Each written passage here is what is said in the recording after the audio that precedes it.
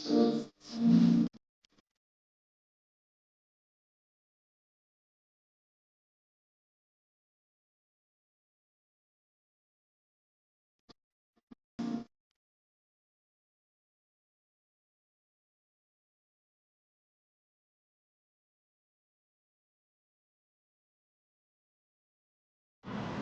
Guys, എല്ലാവർക്കും നമസ്കാരം.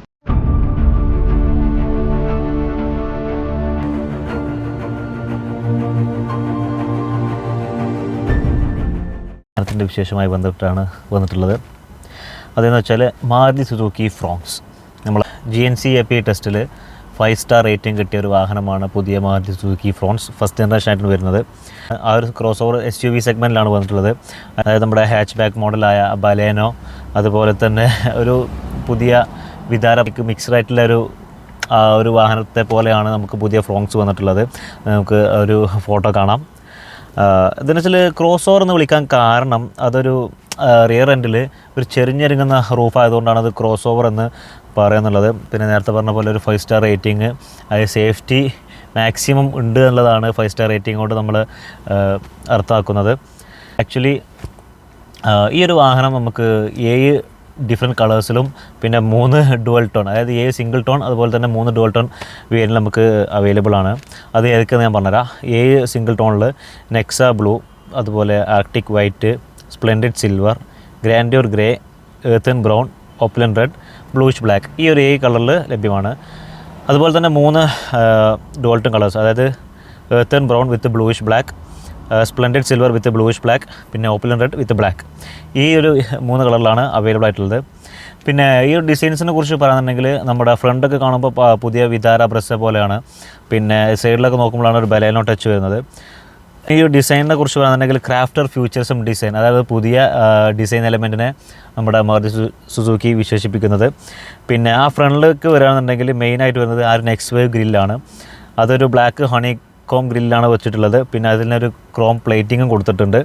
അത് 2 സൈഡിലുള്ള നമ്മുടെ DRLിലേക്ക് നെക്സ്റ്റ് DRL എന്നാണ് അതിന് പറയുന്നത്. അതിലേക്ക് താഴെ പിന്നെ ഒരു ഹെഡ്ലൈറ്റും കൊടുത്തിട്ടുണ്ട്. ഇപ്പോൾ ട്രെൻഡിങ് ആണല്ലോ ഈ ഒരു ഡിസൈൻ. ഒരുപാട് വാഹനങ്ങൾ നമ്മൾ കണ്ടിട്ടുണ്ട്. പ്രോസ്പെക്ട് ആയിട്ടുള്ള വാഹനത്തിൽ LED DRL ആണ് കൊടുത്തിട്ടുള്ളത്. പിന്നെ ബേസ് മോഡലിൽ ഹാലജൻ ആണ് കൊടുത്തിട്ടുള്ളത്. പിന്നെ ഗ്രില്ലിൻ്റെ താഴെ ഒരു എയർ ഡ്രമ്മും ഒരു സ്കിഡ് പ്ലേറ്റും കൊടുത്തിട്ടുണ്ട്. ഇന്ത്യയിലെ ടാക്സ് സ്ട്രക്ചറിൽ സബ് 4 മീറ്റർ SUV സെഗ്മെൻറ്റിലെ 2ാമത്തെ വാഹനമാണ്, മാരുതിയുടെ 2ാമത്തെ വാഹനമാണ് ഈ ഫ്രോൺസ് വരുന്നത്. ഈ ഒരു വാഹനത്തിൻ്റെ ലെങ്ത്ത് വരുന്നത് 3995 മില്ലിമീറ്ററും വിഡ്ത്ത് 1765 മില്ലിമീറ്ററും, അതുപോലെ തന്നെ അതിൻ്റെ ഹൈറ്റ് വരുന്നത് 1550 മില്ലിമീറ്ററും. പിന്നെ ഈ വീൽ ബേസ് നമുക്ക് വരുന്നത് 2520 മില്ലിമീറ്ററാണ് നമുക്ക് ഈ വാഹനത്തിൽ വീൽ ബേസ് വരുന്നത്. അത് നമുക്ക് ഇൻറ്റീരിയറിലൊക്കെ നമുക്ക് കൂടുതലായിട്ട് അത് പ്രതിഫലിപ്പിച്ചിട്ടുണ്ട്. പിന്നെ അതിന് സൈഡിലേക്ക് വരുന്നുണ്ടെങ്കിൽ 16 ഇഞ്ച് അലോയ് വീൽസാണ് വരുന്നത്. 195/60 പോർഷനിലാണ് ടയർ സൈസ് വരുന്നത്.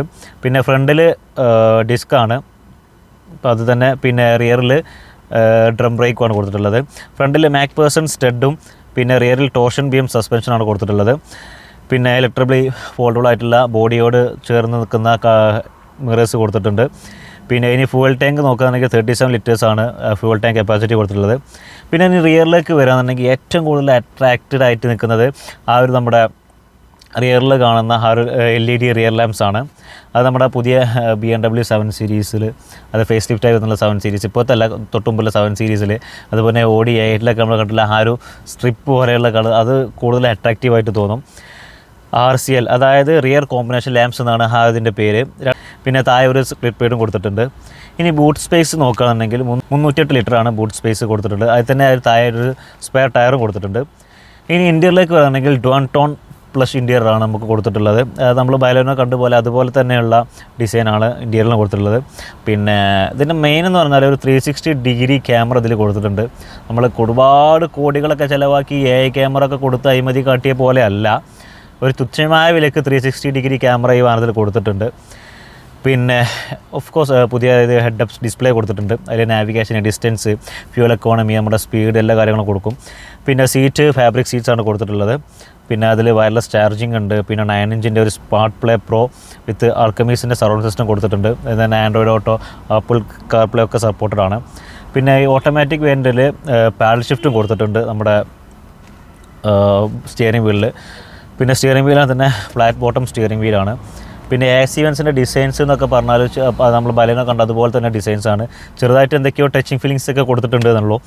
പിന്നെ engine full start, keyless entry അതൊക്കെ കൊടുത്തിട്ടുണ്ട്. പിന്നെ 4 സ്പീക്കർ ഉണ്ട്, ടീറ്റേഴ്സ് കാര്യങ്ങളുണ്ട്. ഇനി സേഫ്റ്റിയെക്കുറിച്ച് പറയുന്നത് നേരത്തെ പറഞ്ഞാൽ 360 ഡിഗ്രി ക്യാം ഉണ്ട്, പിന്നെ ESP, ഹിൽ ഹോൾഡ് അസിസ്റ്റ്, പിന്നെ എയർ ബാഗ്സ് ഉണ്ട് സൈഡിലും, പിന്നെ ഫ്രണ്ടിലൊക്കെ ഡുവൽ എയർ കൊടുത്തിട്ടുണ്ട്. ഇനി എഞ്ചിനെ കുറിച്ച് പറയുന്നുണ്ടെങ്കിൽ 2 എഞ്ചിൻ ഓപ്ഷൻസിൽ നമുക്ക് ഈ ഒരു വാഹനം ലഭ്യമാണ്. ഒരു 1 ലിറ്റർ 3 സിലിണ്ടർ ടർബോ പെട്രോൾ എഞ്ചിനും ടർബോ പെട്രോൾ ബൂസ്റ്റർ ജെറ്റ് എഞ്ചിന്, പിന്നെ 1.2 ലിറ്ററിൻ്റെ K series 4 cylinder naturally aspirated എഞ്ചിനും കൊടുത്തിട്ടുണ്ട്. ഇനി ഇതിൽ 3 ഗിയർ ഓപ്ഷൻസ് കൊടുത്തിട്ടുണ്ട്. അതായത് 5 സ്പീഡ് മാനുവൽ, 6 സ്പീഡ് AMT, പിന്നെ 6 സ്പീഡ് ഓട്ടോമാറ്റിക്. അൺഫോർച്ചുനേറ്റ്ലി ഡീസൽ വാഹനം നമുക്കിത് ലഭ്യമല്ല, ഡീസൽ മോഡൽ നമുക്കിത് ലഭ്യമല്ല. പിന്നെ പുതിയൊരു ന്യൂസ് വന്നിട്ടുണ്ട്, 2020 നമ്മുടെ ഗവൺമെൻറ് ഡീസൽ എൻജിൻസുള്ള വാഹനങ്ങളൊക്കെ നിരോധിക്കുകയാണെന്നുള്ളത്. കാരണം അതിൻ്റെ പൊല്യൂഷനൊക്കെ കുറക്കാൻ വേണ്ടിയിട്ടാണ്. നമ്മുടെ പെട്രോളിയം മന്ത്രാലയത്തിൻ്റെ എനർജി ട്രാൻസ്മിഷൻ പാനലാണ് ഇപ്പോൾ ഈ ഒരു ഭേദഗതി കൊണ്ടുവരാൻ നോക്കുന്നത്. ഇനി എഞ്ചിനെ കുറിച്ച് പറയുന്നുണ്ടെങ്കിൽ 1 ലിറ്ററിൽ 101 HP 101 bhp പവറും 147 Nm ടോർക്കും ഉണ്ട്. അതിൽ തന്നെ നമുക്ക് 5 സ്പീഡ് മാനുവലും പിന്നെ 6 സ്പീഡ് ഓട്ടോമാറ്റിക് ആണ് കൊടുത്തിട്ടുള്ളത്. ഇനിയിപ്പോൾ 1.2 ലിറ്ററിൻ്റെ ഡുവൽ ജെറ്റിലേക്ക് വരാമെന്നുണ്ടെങ്കിൽ 90 bhp ഹോഴ്സ് പവറും 113 Nm ടോർക്കും കൊടുത്തിട്ടുണ്ട്. 1197 cc ആണ് വാഹനങ്ങൾക്കുള്ള പവർ. അതിൽ തന്നെ അത് എഞ്ചിനാക്കി നമുക്ക് 5 സ്പീഡ് മാനുവലും 5 സ്പീഡ് ഓട്ടോമാറ്റിക്കും ലഭ്യമാണ്. ഇനി മൈലേജിനെ കുറിച്ച് പറയാമെന്നുണ്ടെങ്കിൽ 1.2 ലിറ്റർ മാനുവൽ ട്രാൻസ്മിഷന് 21.8 കിലോമീറ്റർ മൈലേജും പിന്നെ AMTക്ക് 22.89 ആണ് മൈലേജ് കൊടുത്തിട്ടുള്ളത്. ഇനി 1 ലിറ്ററേക്ക് വരാമെന്നുണ്ടെങ്കിൽ മാനുവൽ ട്രാൻസ്മിഷന് 21.5 കിലോമീറ്റർ മൈലേജും പെർ ലിറ്റർ മൈലേജ്, പിന്നെ ഓട്ടോമാറ്റിക് വരുന്നുണ്ടെങ്കിൽ 20.02 ആണ് മൈലേജ് വരുന്നത്.